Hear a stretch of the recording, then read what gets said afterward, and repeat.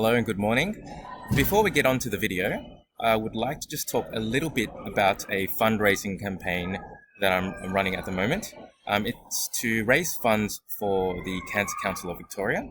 So how it works is if you'd like to donate $40 in particular, then you would get a recording of a video of a webinar that I ran earlier this year. The recording is about 6 hours, and I go through step by step a lot of typical GAMSAT style questions. So that includes graph type questions, ones that include calculations, ones that include pattern recognition, kind of similar to what I'm going to talk about in this video actually. So yeah, for just $40 for 6 hours of videos, you'll get a really good idea of what you can start doing if you're thinking about preparing for the GAMSAT. So without further ado, let's have a look. So I just wanted to show you, this is the actual page for the fundraising campaign, okay? But we'll go to the question now. All right, so there's been a bit of talk since the GAMSAT in March about particular questions that people have seen. Technically, you're not supposed to talk about it, but one in particular was this question which involved matrices, and it was an organic chem style question in that it had structures. And so my understanding is that they presented some chemical structures along with some matrices, and they may or may not have explained how they correlated to each of these structures. So let's have a look at these examples. So I've got here cyclobutane here, and there's an accompanying matrices that talks about C1, C2, C3, C4. Now, what this is essentially trying to tell you is from one carbon to another, what is the shortest path to get to that carbon? So let's talk about C1. So to get from C1, which is here, if I wanted to get to the same position, well, I don't need to go anywhere. Hence, if you look at the entry here, that's talking about how you'd get from C1 to C1, carbon 1 to carbon 1. So you don't need to go anywhere. But if I wanted to get from C1 to C2, let's say I want to get from here to here, hopefully you can see that that is one step. Okay, it's one step away, and hence the entry here. Right, to get from C1 to C2, it takes one step.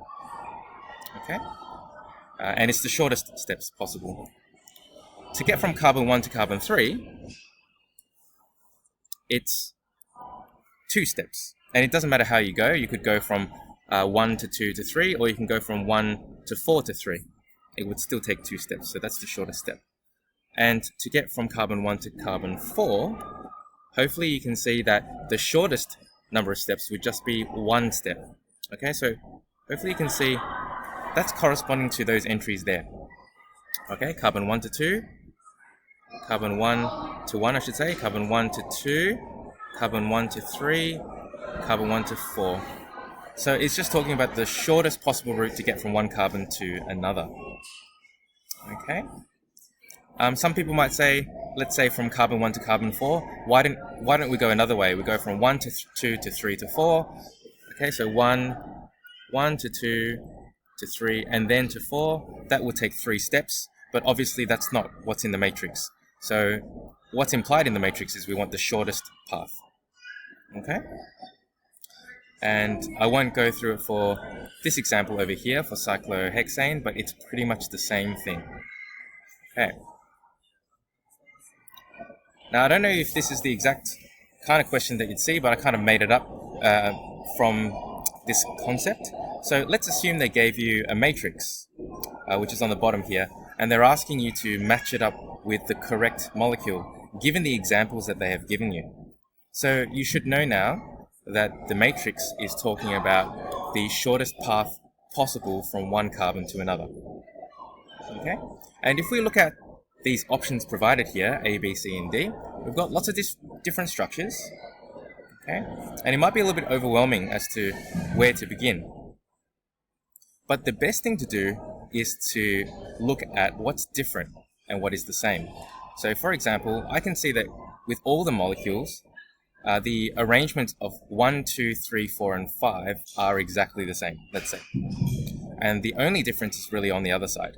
So what's actually happening to carbons, 6, 7, and 8, connected to 5 and 4, for example.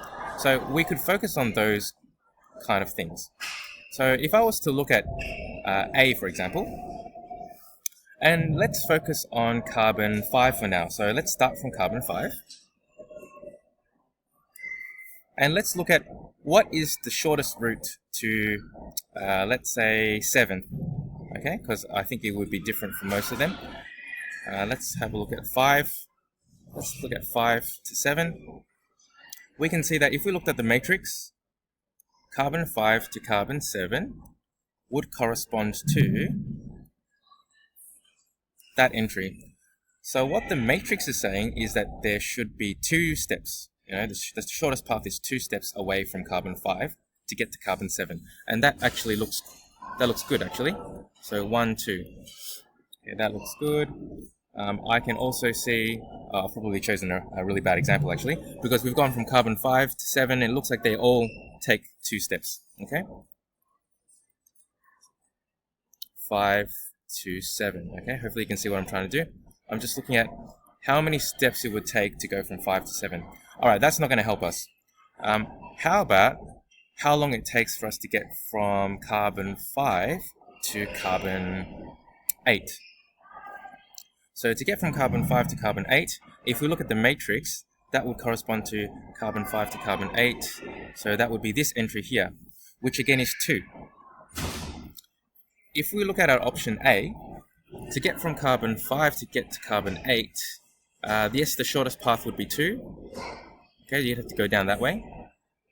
That would be the shortest path, so 1, 2. With B, it's also 2.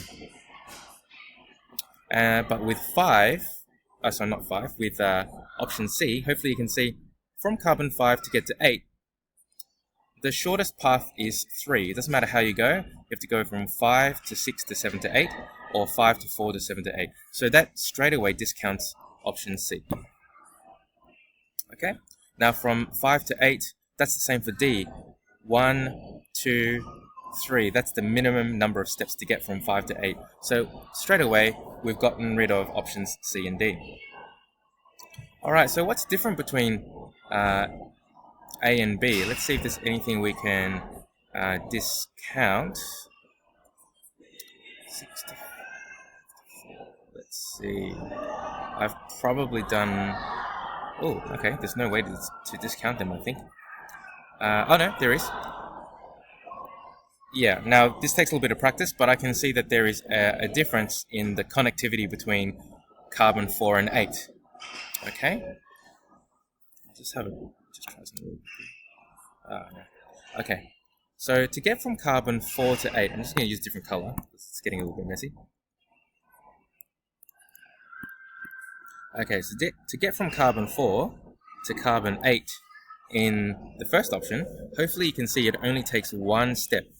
That's the shortest path to get there. But if you look at option B, to get from 4 to 8, it takes how many steps?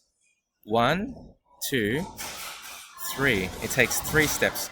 And if we look at the matrix, to get from carbon 4 to carbon 8, let's follow it down. That's the entry that we're interested in. It should take 3 steps, a minimum of 3 steps. So from that, we know that the answer must be B.